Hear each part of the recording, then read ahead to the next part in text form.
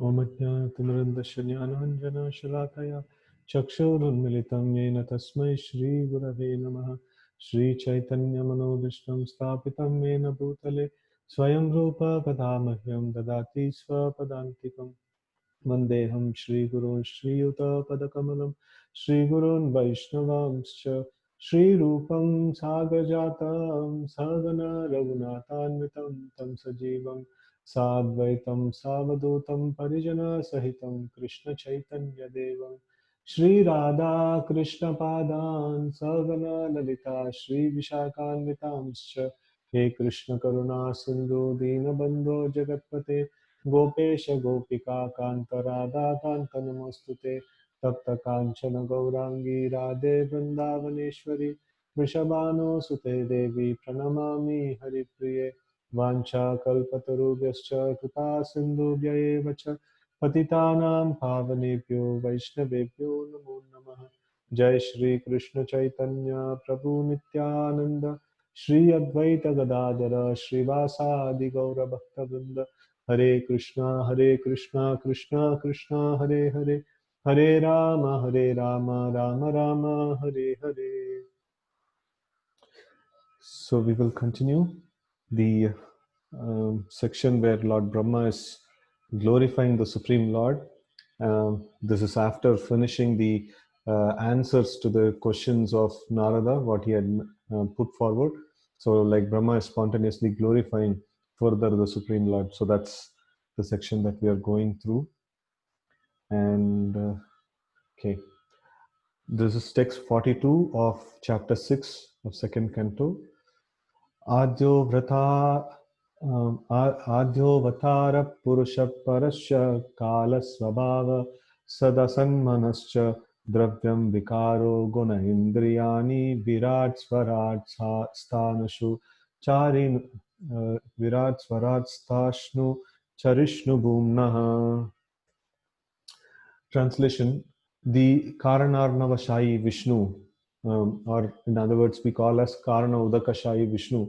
So, Karanarnavashayi Vishnu is the first incarnation of the Supreme Lord, and he is the master of eternal time, space, cause, and effects, mind, the elements, the material ego, the modes of nature, the senses, the universal form of the Lord, Garbhadakshayi Vishnu. And the sum total of all living beings, both moving and non-moving. So here is, he's the master of what all things it is mentioned. Practically everything that is there in the material world, it's Karanadakshayi Vishnu or Karanarnavashayi Vishnu. He is the master of all these things. What are they? Eternal time, space, cause and effect. That means all the activities that are happening in this world. Then mind, the elements, the material ego, material modes of nature, senses, and also Garbhadakshayi Vishnu, because Garbhadakshayi Vishnu comes from Karanadakshayi Vishnu, right? So Karanadakshayi Vishnu is one personality for entire material creation, and then there are innumerable universes that are created. In each and every one of the universes, one form of Vishnu actually appears, and that is Garbhadakshayi Vishnu. So he also comes from Karanadakshayi Vishnu. So the Karanadakshayi Vishnu or Karanarnavashayi Vishnu, he is considered to be the first incarnation, and the second manifestation is Garbhadakshayi Vishnu, right? And the sum total of all living beings, both moving and non-moving. He is the master of everything. Okay, purport. That the material creation is not permanent has been discussed many times here and before. The material creation is but a temporary exhibition of material energy of the Almighty God. This material manifestation is necessary to give a chance to the conditioned souls who are unwilling to associate with the Lord in the relationship of loving transcendental service. Such unwilling conditioned souls are not allowed to enter into the liberated life of spiritual existence because at heart they are not willing to serve. Instead, they want to enjoy themselves as imitation gods. The living entities are constitutionally eternal servitors of Lord, but some of them, because of misusing their independence, do not wish to serve. Therefore, they are allowed to enjoy the material nature, which is called Maya or illusion. It is called illusion because the living beings under the clutches of Maya are not factually enjoyers, although they think that they are. being illusioned by Maya. Such illusioned living entities are given a chance at intervals to rectify their perverted mentality of becoming false masters of material nature, and they are imparted lessons from Vedas about their eternal relationship with the Supreme Lord Krishna.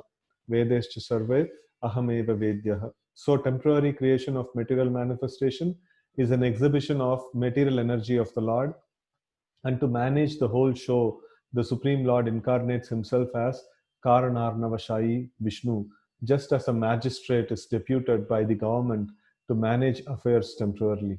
This Karanodakshai Vishnu causes the manifestation of material creation by looking over his material energy. Sir Aikshata, in the first volume of this book, we have already discussed to some extent the explanation of the verse Jagre Paurusham Rupam. The duration of the illusory play of material creation is called a kalpa, and we have already discussed the creations taking place in kalpa after kalpa. Okay, so let's discuss a little bit here. Now we saw few important things. So one is that like the material nature is, or the material creation is temporary in its nature, and it is the exhibition of the material energy, or the Bahiranga Shakti of the Lord. And why this material energy is there? Because there are some souls who doesn't want to cooperate with the Lord and serve the Lord. They want to be separate from the Lord, and because of that this material nature is created, so that they can think themselves to be enjoyers and they can try to do things in this world. But actually, no, we know that Bhoktaram Ektatapasham Sarvaloka Maheshwaram. So in that sloka, Krishna mentions, no, I am the enjoyer. So Krishna is the original enjoyer of everything that is there. Just like we studied about, the stomach is the digesting factor, or the stomach is the enjoying factor of the whole body. So whatever is there, if we supply to the stomach, then the stomach will actually what is that the stomach will actually take in and digest.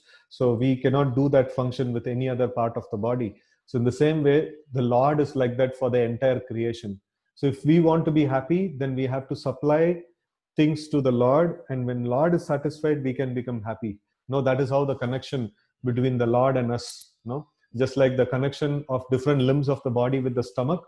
If the stomach gets sufficient foodstuffs, then all the parts of the body are healthy and they are active. In the same way, if we offer things to the Lord, then we can be satisfied and happy. So that is the position of the Lord and ourselves in the whole picture. But then the material world, the living entities who have come here, they don't want to serve the Lord. They don't want to offer anything to the Lord. And because of lack of this connection with the Lord, direct connection with the Lord, they actually suffer in different ways. They may give different reasons for their suffering, but then everyone is suffering because of this reason, that they are not connected to the Lord. And sometimes they may think also that they are happy, but then actually they cannot be happy. If they understand the real definition of happiness, so then then it will be like a very revealing, or very what is that it will be kind of a discovery for us, like, no, we have never been happy, right? So that's the this one. So only on the spiritual plane and connecting with the Lord, we can actually become happy. So in the material world, people want to imitate the Lord and they don't want to serve him and things like that. And because of that, they are put into Maya.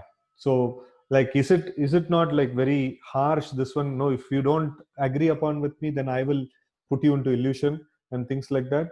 So it is not a wrong on the part of the Lord. Why? Because if we have Lord in the picture, then we are in clarity. Then we have clarity of things. Though when we remove the Lord from the picture, immediately what remains is the illusion. Because it is like, if you are owner of a house, and if somebody says, no, I don't want to see you as the owner of the house, and what remains is illusion. If he himself thinks that he is the owner, then that's an illusion actually. So in that way, like, if we remove the Lord from the picture, what remains is illusion. It is not a Lord's choice that he wants to put us in illusion and things like that. So if absence of Krishna is called Maya, right? So, and in that way, like the material energy, we have to exist somewhere. And if we don't have Lord in the picture, then so much of jugglery has to be made. And no, like just to, if somebody is the cause of, like if for example there are so many films and all, people might have seen that if a person is a particular person is a criminal, and then that has to be hidden, then so many things, so many circus has to be done for keeping that thing hidden. So in the same way, Krishna is the cause of everything, and then if we want to hide him, then we have to do so much of circus to just to show that no, Krishna is not there in the control. No, so in that way, like the Maya is so complex, because the simplest thing is everything is connected to Krishna, and if we remove Krishna from the picture, then everything has to be explained in so much complex ways, for people to actually comprehend. So that is how the Maya is so complex. And then Maya is the one which engages people who are not willing to serve the Supreme Lord, right? So in this way, like we have the material illusion is there, and then like in between, in the gaps, or as it is mentioned that in intervals, at intervals, like there is a chance that is given to the living entities to rectify the corrupt mentality, and then again surrender back to the Supreme Lord.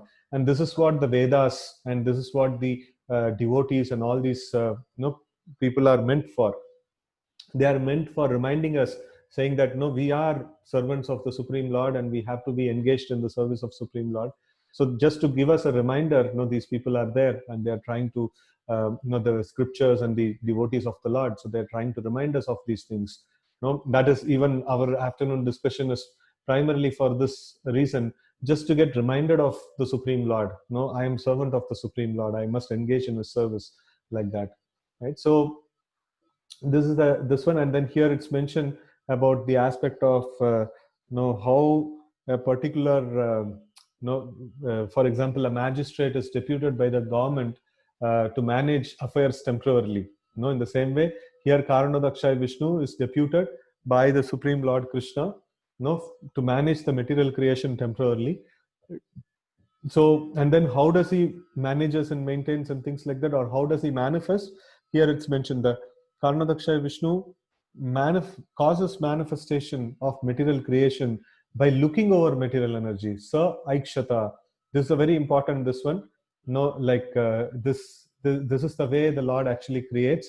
And this is there in the Upanishads and the, the core Vedantic literatures, that how everything has started. Sa Aikshata, when he sees, then the whole creation actually gets started. So, the Karanodakshaya Vishnu, he impregnates the living entities into the material nature just by looking, just by glancing over the material nature, right?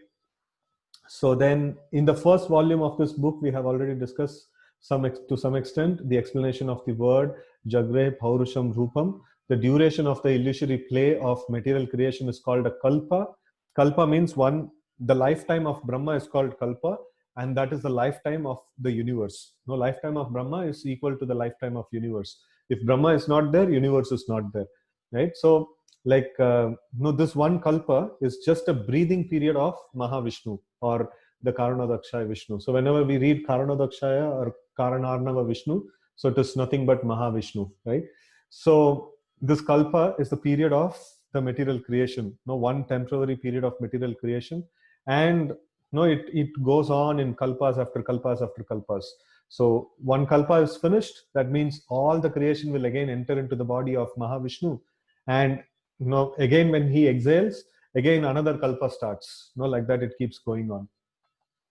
And by his incarnation, the activities of his potencies, the complete ingredients of the creation, namely time, space, cause and result, and mind, the gross and subtle elements, and their interactional modes of nature, goodness, passion, and ignorance, and then the senses and their reservoir source, the gigantic universal form as the secondary incarnation, Garbhodakshaya Vishnu, and all living beings, both moving and standing, which come out of the second incarnation, are become manifested. So here we see that there is second incarnation is Garbhodakshaya Vishnu, and what all things come in this one. So it is like in the primary, this one, when the first creation happens by Karanodakshaya Vishnu, that time itself the time is established. No, this shows that time is a material energy. It is not, the time is the how we perceive time or how we experience time is not the way we experience time in the spiritual world. So spiritual world, time is just a subservient factor, but in material world the time is a controlling factor, right? And then space is created, and then the cause and result, and then the mind, gross and subtle elements, and their interactional modes. So gross and subtle elements means, like, yeah, this is a very, very important subject. So now, for example, if we see a mango, and then immediately, like, we get an idea of eating the mango, and then we already have contemplated, eating that mango. So now what's happening is the gross mango is there. So, but then more important than the gross mango is a subtle object of enjoyment about that mango that is there in the in our subconsciousness, right? So that is a trigger for it, right? So now, for example, if the mango is a plastic mango, but then still the subtle form of the mango which is there in my mind, it actually triggers all the emotions, and then mouth start watering, and then I start remembering the smell and taste of this mango, which I have tasted before. And when I just take the plastic or rubber mango and then I just put it on my mouth, then I feel, oh no, this is not real mango, right?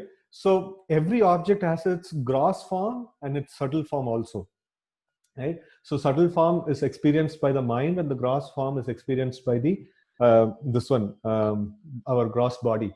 And also, like, we see that we tell that no, we should not eat onion, garlic, and then we should not eat foodstuffs too much spicy, too much with tamarind and katta and things like that and all. So why do we tell that? Because those has an effect on the subtle body. So though these elements that we are taking, the gross elements that we are taking inside, it may have some effect on the gross body, but then the same thing, everything that I associate with, it is not just the gross association I'm having. That's a very, very superficial kind of an outlook. But then it has a subtle effect. Like, for example, if we are getting up early in the morning, it has a gross effect. Yeah, like, no, I just got up in this point in time. But then what is its subtle effect? It fosters mode of goodness in the person, right? So because it has a subtle effect onto it. And in the same way, like foodstuffs, the time of the day, the way we do charity, the way we accept food, so many different things are there. Like all these things, the way we work, the way we deal with people, everything can be done in these different modes, and it can also be done in devotional mode, right? So these three modes belong to the material modes, and it can also be done in the spiritual mode. So we have 3-4 different varieties of ways in which we can actually do things. And when we do those things, it has a subtle effect. Now, grossly we are doing something. Now, for example, this session itself, grossly we are hearing, some sound vibration is entering into our system. But then there is a subtle effect also. Our goodness, passion, and ignorance are reduced, and we are slowly coming to the platform of pure mode of goodness. That is the Vishuddha Sattva, or in the devotional plane. Right? So this is a subtle effect that is happening. So which we cannot see grossly. Gross means that which can be perceived by more number of senses. Subtle means like that which is not perceivable by the senses so easily, right? So that is called subtle. So now we have this gross and subtle effect of various things. So here it's mentioned that the gross and subtle elements, they are all created. All these are elements. Some things which we can perceive, some things which we cannot perceive, but there are elements like that which exist, and which we can actually experience in a different way. Like, for example, air we cannot see, but then we can experience the air. In the same way, goodness, passion, and ignorance, all these things we cannot see, but we can experience the whole thing, right? So if a person is in mode of goodness, we can very well easily know, and if a person is in mode of ignorance, we can very easily experience how he is behaving and things like that. So in that way, like, this gross and subtle elements are created, and their interactional modes, goodness, passion, and ignorance, is created. Then the senses and the reservoir source, or the sense objects, they are created. And then the gigantic universal form as second incarnation, Garbhodaksha Vishnu, he comes out of the Mahavishnu. And all living beings, both moving and standing, Charachara. So all of them, they are also created. So Then after that, what happens is, um, ultimately all these creative elements and the creation itself are but manifestation of the Supreme Lord's potencies. Nothing is independent of control of the Supreme Being. The first incarnation in the material creation, namely Karanarnavashai Vishnu, is the plenary part of original personality of Godhead Sri Krishna, described in Brahma Samhita 548 as follows. Yashaika Nishvashita Kala Mathavalambya Jivanti Loma Vilaja Jagadandanatha Vishnur Mahan Saiha Yasha Kala Vishesho Govindamadi Purusham Tamaham Bhajami. So here it's mentioned, no, Yashaika Nishvashita Kala Mathavalambya Jivanti Loma Vilaja Jagadandanatha Vishnur Mahan. So this is important phrase. So Mahavishnu, that's what is called as the Karanarnavashai or Karana Udakashai. So that means it is Mahavishnu. So here it's clearly mentioned about no, this particular sloka is about Mahavishnu. So like what is this one? No, he Yashaika Nishvashita Kalam. So when he just inhales and exhales, no, what happens? No, Atavalambya Jivanti Loma Vilaja Jagadandanata. So his pores in the bodily pores of Mahavishnu emanates no innumerable Jagadanda, means like the Brahmanda or innumerable universes no are like what is it, or actually released. And Vishnur Mahan Sahihayasya Kala Vishesho. So this Mahavishnu is just a Kala Vishesho. That means no, he is just a part of the Supreme Lord Krishna, right? Govinda. Vishnur Sa Iha Yasya Kala Vishesho Govindamadi Purusham Tamaham Bhajami. So this is how Lord Brahma prays in this way. All the innumerable universes are maintained only during the breathing period of Mahavishnu or Karanarnavashai Vishnu, who is only a plenary part of Govinda, the original personality of Godhead Lord Krishna. Right? Okay. So next text 43 to 45.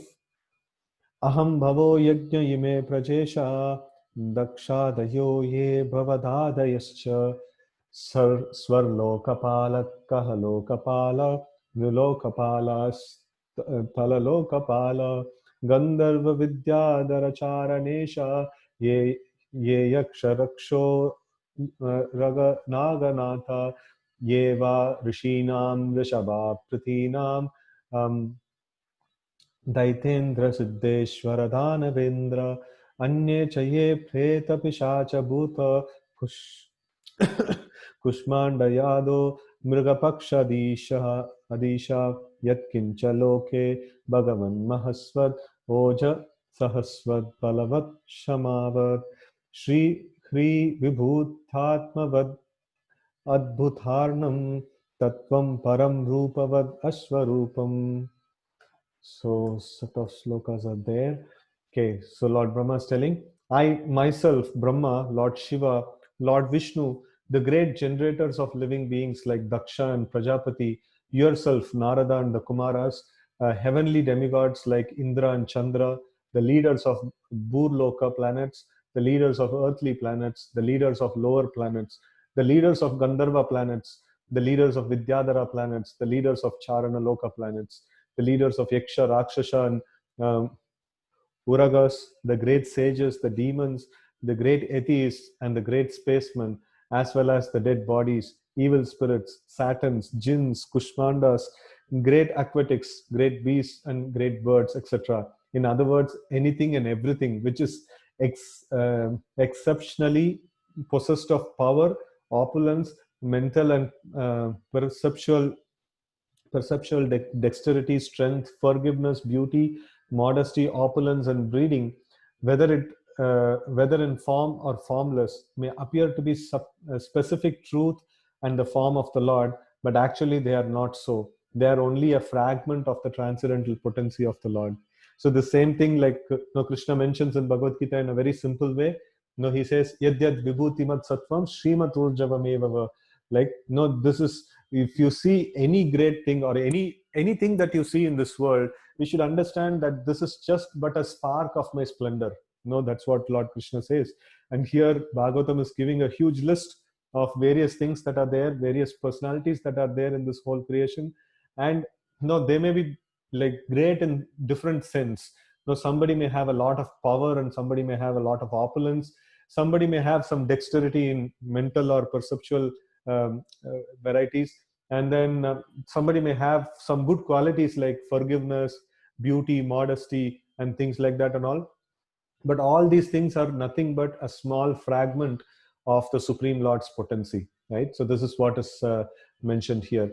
So in this way, we can see that this Lord is a sum total of all existence, and then anything that we see in this world must be a small fragment of his position. And then we also have seen the corollary aspect of this, that is the Lord, though he manifests so many wonderful things, he still remains as such, that Om Purnamada Purnamidam Purnat Purnamudachyate Purnasya Purnamadaya Purnameva Vasishyate. So like Lord may exhibit or emit so many wonderful, powerful personalities, but then he remains as he is. No, he doesn't get diminished in his personality.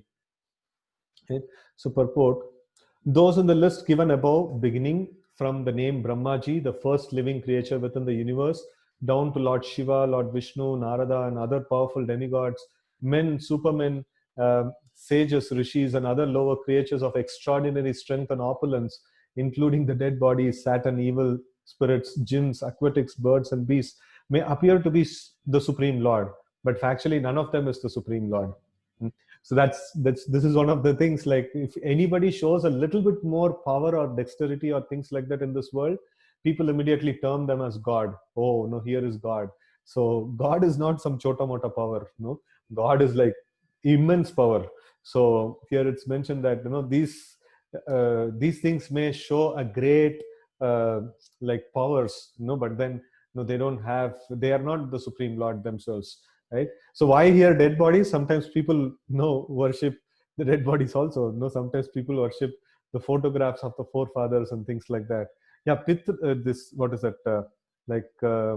Pindadan and all those things have to be given, but they cannot be worshipped as God or somebody who can bless us with some opulence and things like that and all. So that's not possible. If they were to be a devotees of the Lord, then that is a different case. But then ordinary people, they die like they don't have much of this one. So, but then there are customs where people worship even the dead bodies as God. So okay, so every one of them possesses only a fragment of the great potencies of the Supreme Lord. The less intelligent man is surprised to see the wonderful actions of material phenomena, as the aborigines are fearful of a great thunderbolt, a great and gigantic banyan tree, or a great lofty mountain in the jungle. For such undeveloped human beings, merely slight display of Lord's potency is captivating. So this is very nicely mentioned. There are many aborigines, like the Adivasis who live in the forest and all. Sometimes they see that the thunder in this one, or lightning in the sky. It appears to be very, very fantastic for them, and then they worship that as God. Whenever there is a lightning comes, immediately they'll come and they will start their puja and things like that. So because that's something like very wonderful. It's creating so much of sound and so much of light is coming and things like that. So they think, oh, this is God. Or sometimes they think a very big gigantic banyan tree to be God, or some mountain or jungle to be God, and things like that.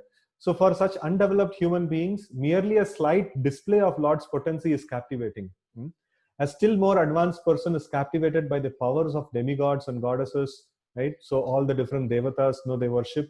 And therefore, those who are simply astonished by powers of anything in creation of the Lord, without any factual information of the Lord himself, are known as Shaktas, or worshippers of the great power. The Shakti Upasana or Shaktas, like many people worship Durga Devi, Kali Devi, and things like that. So this is all called as Shakti Upasana. So they are trying to worship a portion of the energy of the Lord. So that is this one. They are called as Shaktas, or worshippers of the great powers. The modern scientist is also captivated by the wonderful actions and reactions of natural phenomena, and therefore they are also Shakta. So like how the modern scientists are doing, or they are playing around with the resistors, transistors, and this, like all this atoms and like no various material powers. They are actually exploiting the material powers, and they're trying to use the material powers in their service. No, that's exactly the Shakta does. No, he worships. Why does he worship Mother Kali? No, he worships not thinking that no, now I am devotee of Kali. Now whatever she wants, let me do. Well, no, they never think like that. They think that no, I'll worship and I'll gain some power, I'll gain some wealth, I'll gain some good position, I'll gain this, I'll gain that. Oh, this is, we are going and worshipping an energy, thinking that I'll get something in return. No, that is immediately it becomes a Shakta worship. So when we go to the Lord and say that no, I just simply want to worship you, I just simply want to render service to you, because no, because I am part and parcel of you. No, I am rightfully, or this is my actual position to be engaged in your service. I just simply want to render service to you, and I don't want anything in return. Right? So that is the mood of a devotee of the Lord. No, otherwise they will be classified under Shaktas, like no, who are trying to worship a particular energy of the Lord, and in the aspiration of gaining something in return. No, so like Prabhupada very nicely categorizes even the scientist in the category of Shaktas. These lower grade persons gradually rise to become Shauryas, no, worshippers of the sun god, or Ganapatyas, worshippers of the mass of people, as Janata, Janardana, or Daridra Narayan, etc., in the form of Ganapati. So, like, no, this is all different. This one's different forms of worship, and then rise to the platform of worshipping Lord Shiva in search of ever-existing soul, and then to the stage of worshipping Lord Vishnu, the super soul, etc. Without any information of Govinda, Lord Krishna, who's the original Lord Vishnu. In other ways, some are worshippers of the race, nationality, birds, beasts, evil spirits, Saturns, etc. The general worship of Shani Deva, the lord of distressful condition, and Shitala Devi, the goddess of smallpox, is also common to mass of people. And there are many foolish men who worship the mass of people, or the poor class of men. So Daridra Narayan, like that. So like no, this, why to worship the Narayan in the temple? There are so many Narayans are loitering in the street. No, all the people, they're all Narayan. No, we should go and feed them. We should go and worship them and things like that. So that's another class of worship that is mentioned. So different persons, societies, and communities, etc., worship some of the potent manifestations of the Lord, wrongly accepting the powerful object as God. But in this verse, it is advised by Brahmaji that none of them is the Supreme Lord. They are only borrowed plums from the original Almighty Lord Sri Krishna. When the Lord advises in Bhagavad Gita to worship Him alone, now this is a very important thing. No, Krishna doesn't say, okay, fine, you can worship this Devata, that Devata, and things like that. He's very, very clearly, specifically mentioning, you worship me alone. No, like that. It's very, very important. Manmana bhavamat bhakta madhyajimam namaskuru. Right? So he's very, very specific and clear about it. No, Maham Ekam Sharanam Braja. No, he's not telling like, no, I am also available, you can take my shelter, and many other people are also available. Krishna is telling, no, you have to take shelter of me only, like that. It's a very important principle. Why? Because no, we are connected to the Lord as His part and parcel. So we have to serve the Lord, not some other power and things like that and all. Right? So everyone should serve the Supreme Lord. So that's this one. So now it is like, if there is a government is there in a place, and then some powerful officer is saying, okay, no need to serve the government, you just take care of me. No, I'll give you all the facilities. That's like bribing the government officer, right? So everybody's tax money should go to the government only, not to anybody else. Everything, all the resources that is there in a particular place, in a particular territory, should be owned by government only, right? So that is the normal scenario. And when we say this multiple God and every God should be respected and things like that, that's all bogus philosophy. Nowhere it is supported in our scriptures. Right? So there is one God. Always in every religion we see that there is one God. We should not have any confusion in this. There is one God, and everyone should worship one single God. That is the Supreme Lord Krishna. Right? So it is to be understood that worshipping Lord Krishna includes worshipping all that is mentioned, because He, the Lord Krishna, includes everyone. Right? So what is that? Yatha tarur mula nishechanena Tripyanti yatskanda bhujopashaka pranopaharat yathendriyenam tataiva sarvarhanam achyuteja. So just by worshipping Supreme Lord Achyuta, sarvarhanam, no, everything is worshipped, everything is taken care of, right? So this is, there is another shloka is also there. Deva Rishi Bhutaptir Nrinam Pitrinam Nayam Kinkara Na Rinicha Rajan Sarvatmana Yash Sharanam Sharanyam Gato Mukundam Parihritya Kartam. So that means, like, if there is a person is indebted to so many different personalities, like Deva, no, the Devatas, they are giving rain, light, and so many different things. They are regulating the air. So Devatas, the demigods, need to be respected because we are getting some benefit from them. Rishi, from Rishis we are getting the knowledge. No, the scriptures are written by Rishis. Deva Rishi. Bhuta, no, all the living entities, no, we cannot exist just by ourselves. No, we need so many people, no, for our assistance, right? So we need a grocery shop, we need, no, we need a, what is it, so many different people, like, no, they are supporting us, no, water supply person, this person, that person, so many people are we are dependent on, right? So this is the modern scenario. In any scenario we take, we cannot just live on our own. No, we need support of other people. So we have to, no, we are rini, no, we have a debt towards these people. Deva, Rishi, Bhuta, Apta, no, or the relatives, no, we have this one debt towards them.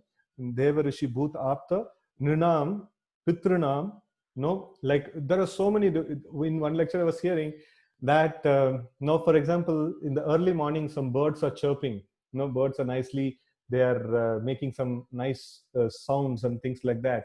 So if I enjoy saying that, oh, this is so nice sound these birds are emitting, so then immediately I become a debtor. No, I have enjoyed the music of these birds. No, I have to repay them in some way. No, I become a debtor, right? So in this way, like if we see that I become debtor of so many people, so many things in this world. No, everything that I get from another person, I have to repay in some way or other, right? So like Nayam Kinkara na Rinicha Rajan. So but a person who's surrendered to the Supreme Lord, like who's become a servant of the Supreme Lord, so then what happens? Nayam Kinkara Rinicha Rajan Sarvatmano Ya Sharanam Sharanyam. No, if we like surrender to that Sarvatma, who's the driving force of everything that exists, no, Gato Mukundam Parihritya Kartum. So we become completely absolved of all the rini, no, by surrendering to one person, that is Supreme Lord Krishna, because he is the all-encompassing person of everything. No, if I have a debt towards my parents, if I have debt towards the society, if I have debt towards the demigods, the rishis, then no, all these personalities, everything at one shot, no, it can be cleared by serving the Supreme Lord, right? So this is this one. If I go to any other devata, if I serve him, he is not including the other devata. If I serve the Vayu Dev, then he doesn't include Agni, he doesn't include Indra, Chandra, and all these people. No, if I worship Ganapati, then he doesn't include other devatas. But if I worship Krishna, he includes all the devatas. No, one shot, I just absolve myself of all the debts incurred from various sources, right? So this is like Sarvatmana Yasharanam Sharanyam. So Kato Mukundam Parihirta Kartum. So this is this one one shot solution, no, Ramban solution of no all the debts that we have. Okay, so when the Lord is described as formless in the Vedic literatures, it is to be understood that all the forms mentioned above within the experience of universal knowledge are different exhibitions of Lord's transcendental potencies only, and none of them factually represents the transcendental form of the Lord. But when the Lord actually descends to the earth or anywhere within the universe, the less intelligent class of men also mistake him to be one of them, and thus they imagine the transcendence to be formless or impersonal. Actually, the Lord is not formless, nor does he belong to any of the multi-forms experienced within the universal forms. One should try to know the truth about the Lord by following the instructions of Brahmaji. Right? So here, all the different things, various powers that we are seeing in this world, it is just but a fraction of the power of the Supreme Lord. and they don't represent the Supreme Lord, or they cannot be the Supreme Lord. No, Supreme Lord is much more than all these things. He is really very great. That's why we should not become cheated by a poor imitation, or some small power that has been exhibited in this world. We should always be guided by the instructions of the great personalities. Here it is mentioned by the instructions of Brahmaji, as it is mentioned in Srimad Bhagavatam. So like now we have this literatures, and from there we have to see, I'm seeing some great power.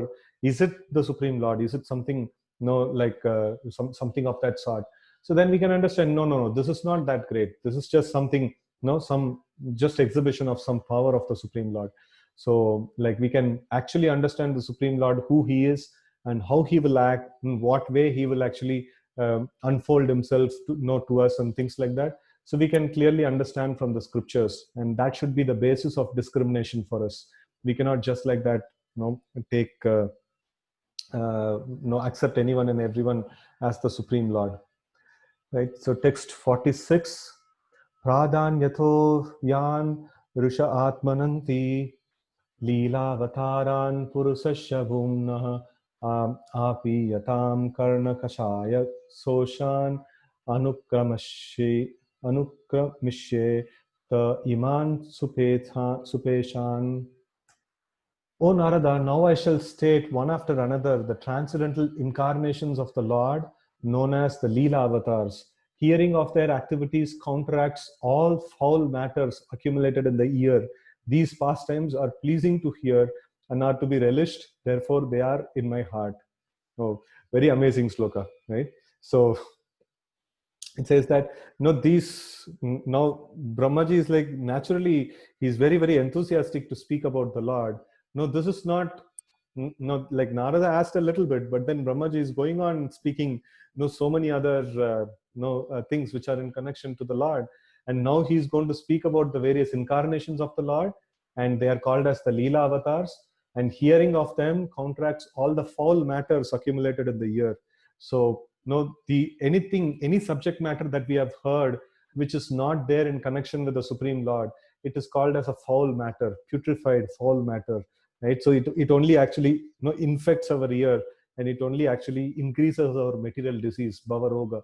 So but then hearing about the activities of the Supreme Lord, hearing about the pastimes of the Supreme Lord, it is very, very beneficial, and it actually purifies one's heart, and it is so relishable to the heart, right? It is very, very pleasing and relishable, right? So therefore, Brahmaji is telling all these things are there, just there in my heart. It's like I don't need to read and understand, and I have to give, I have to explain to you. It is just there in my heart, as fresh as it is, because that is the nourishment that I get. That's what Brahmaji is telling here. Okay. Purport: as it was said in the beginning of Srimad Bhagavatam 158, one cannot be fully satisfied by hearing unless and until one gives a chance to hear of the transcendental activities of the Lord. So we may try to hear different things, but we will never get satisfaction. But then if we get a chance to hear about the Supreme Lord, then we get a lot of satisfaction, right? So Brahmaji is also trying in this verse to stress the importance of narrating the transcendental pastimes of the Lord as he comes and manifests himself here on the surface of material planets. Every living entity has a tendency to hear pleasing messages, and as such, almost every one of us is inclined to hear news and talks broadcast by the radio stations. But the difficulty is that no one is satisfied at heart by hearing all those messages. The cause of such dissatisfaction is incompatibility of the message with the innermost stratum of the living soul. Right? The very nice point Prabhupada is mentioning. This is basically because of the incompatibility with the soul.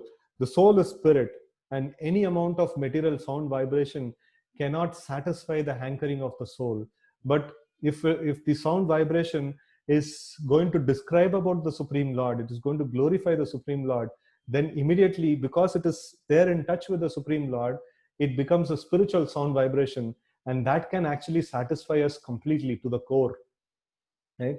So this transcendental literature is especially prepared by Srila Vyasadeva to give the utmost satisfaction to the people in general by narrations of activities of the Lord, as instructed by Sri Narad Muni to Srila Vyasadeva. Such activities of the Lord are principally of two varieties. One concerns the material manifestation of the material creative force, and other deals with his pastimes in the form of different incarnations in terms of time and place. Right? So these are the two subject matters, broad subject matters of the Vedic literatures. One is, it concerns about what is this material creation, what is this universe all about, how is this material creation done, and how does it actually functions and things like that. So this is one portion of the thing. So by understanding this, we get detachment, right? So if there is something, like if we are associating with a particular thing, if we get to know more about that particular thing, right, so then what happens, either we develop attachment or detachment. So how does it happen? So if that particular thing is not actually very worthy, then, like for example, you're trying to buy a product, and then if it is a useless product, only advertisement was very good, and if you go on inquiring and analyzing about that product, what will happen? You will get detachment. Oh, like, no, I thought something great about this, but it is like, no, so cheap, no product it is, no, I don't want to have it. But then if the product is, no, in fact it is like very wonderful product, then more I analyze about that, more I'll develop attachment to it, right? So in the same way, here it's mentioned, the scriptures actually mention details about these two things, the material creation and the Supreme Lord's pastimes. So when I understand material creation more and more, two things actually happens. One is, yeah, like I'm just simply wasting time in this material creation. I must be like, shifting myself to the spiritual realm, and in that way the detachment comes. And another aspect is, we become like appreciative of the Supreme Lord.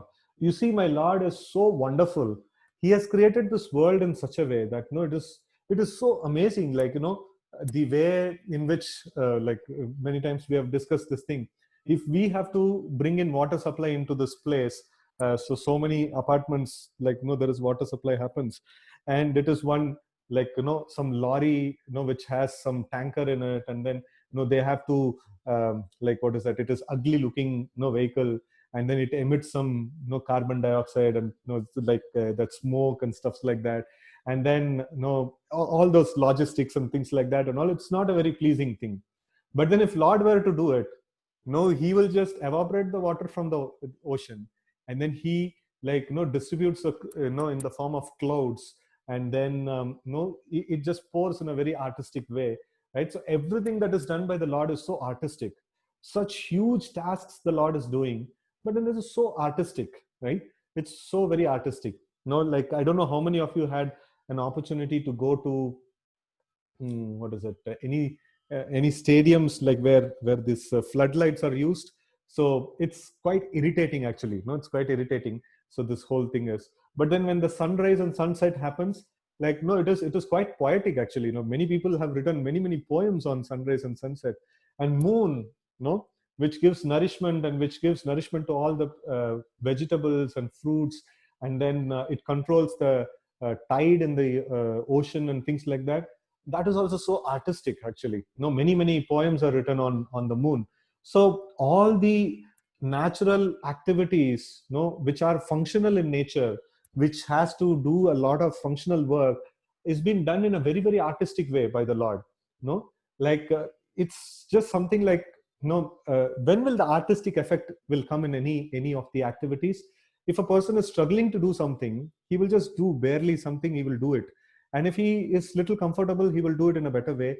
But if it is like, if it is just like his hobby, or if it is just, he can just do it, it's very, very easy for him, then he will do it very artistically. So for the Lord, this whole material creation, it's just an artistic effect. Such amazing way he actually does. So for a devotee of the Lord, understanding the material nature can also bring about this appreciation of the Lord, where he, like, how wonderfully my Lord has done all these various things, right? So he will have that kind of an appreciation. And then the other aspect is the actual Leela of the Lord. When the Lord advents himself here, or back at the spiritual planets, in the Vaikuntha Loka, what does the Lord do? Every single action of his is so amazing. They are, if his material creation is so amazing, one moon and a sun and some clouds and things like that are worthy of so many poems. That's what is his detached action. If the Lord were to perform some action personally, then how wonderful it may be. That is why, like, devotees of the Lord, they go mad behind him. Like, every single action of that he does, it literally pulls the hearts of the devotees, and it literally mesmerizes the devotees, that they just simply don't want to leave the Supreme Lord at any time. So one time, we were called in a big organization, BHEL, and then the problem that they were facing were that people are there is attrition is growing. People are leaving jobs, they are not satisfied. Everybody cannot be offered promotion and things like that. So then they called us, like, the ISKCON devotees, to come and give a seminar. And then our temple president, Varada Krishna Prabhu, so he had been there, and then he was telling a very nice thing, that you see, I am serving this organization since, like, no more than 20-30 years now, and I have not been paid. I like we are not paid, and we are just simply working for this organization, and we are getting more and more enthusiastic about the service that we are doing. So it is in contrast with the attrition that is happening, like, no job, people are not satisfied with their profession. So but here is another person who is speaking, he's like, devotees of the Lord can confidently speak this point. He's speaking that, we are not being paid, but we are more and more getting enthusiastic day by day, to serve the Lord. That's this one he was presenting. So the Lord doesn't pay much for the people. He will just take care of people, like, whenever it is needed. So but then, like, people go mad behind him. Like, once a person becomes a devotee of the Lord, he becomes so mad about his activities. Whatever he does, it becomes viral. So it is like, whatever activities the Lord do, it is glorified in so many scriptures. It has been spoken about by the devotees in so many different times. And what is more viral than this? This Srimad Bhagavatam, it has been spoken 5,000 years back, and then still it has been discussed again and again in so many places. All this social media posts which are getting viral and things like that, short-lived viral, like maybe like for 1 month, 2 month, 1 year or something like that. Can we show any of the social media content which is going viral more than 1 year, 2 year, 3 year? Here we have some content which is viral for thousands of years, right? And still people are listening to it, still people are studying it and things like that. So this is the glory of the Lord. So these are the two broad categories of things that are mentioned in the scriptures. One is one concerns the material manifestation, and another is the pastimes of the Lord, right? And then there are innumerable incarnations of the Lord, like waves of rivers flowing constantly in and out. Less intelligent persons take more interest in creative force of the Lord in the material world, and being disconnected from their relationship with the Lord, they put forward many theories of creation in the name of scientific research. The devotees of the Lord, however, know well how the creative forces work concurrently by the action and reaction of material energy of the Lord. Therefore, they take more interest in transcendental activities of the Lord as he incarnates himself on the surface of the material world. Srimad Bhagavatam is the history of such activities of the Lord, and people who take interest in hearing Srimad Bhagavatam clear their hearts of accumulated mundane filth. There are 1,001 rash literatures on the market, but one who has taken interest in Srimad Bhagavatam loses all interest in the filthy literatures. Sri Brahmaji is thus attempting to narrate the principal incarnations of the Lord, so they may be drunk by Narada as transcendental nectar. Right. So this is how the descriptions of the Supreme Lord. They actually clear the heart. Shranvatam Swakata Krishna Punya Shravana Kirtana Hridayantastohi Abhadrani Vidunoti Suhrit Satam. So when we hear Shranvatam Swakata Krishna, so like when we hear about the Supreme Lord's activities, what happens is Punya Shravana Kirtana, this sound vibration of Srimad Bhagavatam itself is so pious, so what is that? A blessing, actually. Punya Shravana Kirtana, Hridayantastohi Abhadrani, all that Abhadra, all that inauspicious things that are there in the heart, all the filth that is there in the heart. they will become completely cleansed off. Vidunoti, like Dohan, Dona, it is like washing, Vidunoti Suhrit Satam, right? So in that way, like we can see that this whole action of hearing about the Supreme Lord actually cleanses the heart of all the dust accumulated, for years and years, like that. So that same thing, Brahmaji is going to speak to Narada, and by this way, like we are coming to the end of the 6th chapter. So now here, now from today onwards, we are starting Krishna Katha series. Many senior devotees are going to come and give sessions on this on the Krishna Leela, and like today is going to be Balram Leela, and then after that, tomorrow we have Janardhan Maharaj coming and giving on Putana Leela, and then we are lining up many other speakers for till Janmashtami. We have every single day evening 7 o'clock. We have wonderful sessions are there. Like I have posted in other groups, I have not posted in reading group. I'll post in here also. So kindly take advantage of this. So we will temporarily pause our afternoon discussions. So we will start the 11th and 12th is Janmashtami, and 13th is Srila Prabhupada's appearance day. We will stop till then, and we will actually start our sessions probably on 13th or 14th. We will start our sessions back, right? So during this period, we will all be hooked on to the evening sessions, from 7 o'clock onwards. That's let us focus on this 8 days in preparation of Janmashtami, like preparing the mood for receiving the Lord, and after that 2 days of Janmashtami festival, and then Srila Prabhupada's appearance day festival. Like Prabhupada's appearance day is just the next day of this one. And I would request all of you to kindly write offerings to Srila Prabhupada. So I will circulate a message for that. Before I circulated also. So every day we are actually taking help of Srila Prabhupada's purports and trying to understand trying to understand the Supreme Lord through the benefit, through the view of Srila Prabhupada's purports. So we are very grateful to Srila Prabhupada for that, for giving us such wonderful literature, so that we can understand the Supreme Lord. And so many of our lives have become changed because of the wonderful descriptions that Srila Prabhupada has given. So I request all of you to write few words glorifying Srila Prabhupada, and that will be a great this one. So last year's link is there. Last year's link also I will circulate, wherein like so many devotees have glorified Srila Prabhupada. You can see that, and then you can actually relate with that, and you can also put your own words of you can. This is a very like essential aspect in a disciple's life. Here we are hearing from Srila Prabhupada. He is our he is our spiritual master. So we should actually glorify him sufficiently, right? So we should try to do that. So these are some of the things I would request of from all of you.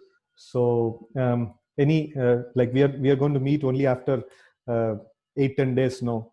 So anyone wants to ask anything or any questions or something like that, then after that we will finish our session today.